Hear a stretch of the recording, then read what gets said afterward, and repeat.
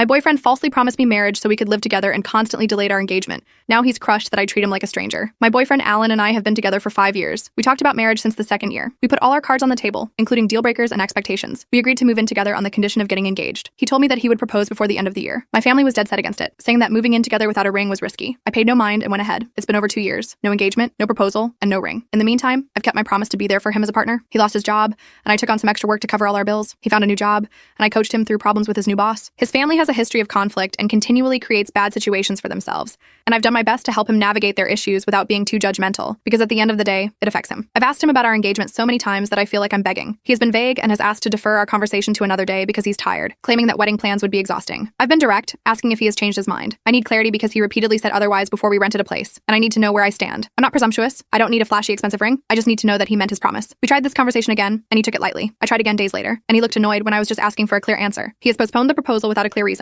What bothers me is that he was more open to it back when he felt vulnerable. I don't want to be with a man who will only mention marriage out of survival, and I told him so. A few weeks ago, I asked him again because I can't deal with monosyllables, changing the subject, and the general limbo. He snapped at me saying that a relationship is much more than a wedding and that I'm pressuring him. I swallowed my pride and reminded him that I love him, and that spending the rest of our lives together is all I want. He softened, asking me to please understand that he loves me, but that pressing the issue hurts our relationship. I asked if that meant a no, and he said he never said that. I feel like a second-class person in his life, and I don't understand how he can love me and ruin my trust. I discovered he won't buy me a ring but put $1,500 toward his younger brother's 30th birthday celebration, all while I'm covering a bit over 60% of our expenses. I confronted him directly, and he looked as if he didn't know what to say. I cried because he has changed so much that his efforts to help me celebrate my birthdays have become half-hearted. He's spending money he can't afford, but I had to buy my own Sara Lee cake while trying not to make him self-conscious about spending. After feeling crushed and convinced that he lied to me, I decided to move out. Our lease ends on May 30th, and I told him that I'm leaving. He asked me many times if I was 100% sure this is what I wanted, and I told him I have no choice because he has walked all over my dignity. I'm sleeping on the sofa because seeing him hurts a lot. He has tried to talk, but I'm afraid this will turn into another 2 years of me pouring myself into his needs while he just keeps stringing me along. He asked if we could at least talk to the landlord and see if we could get a 3-month extension,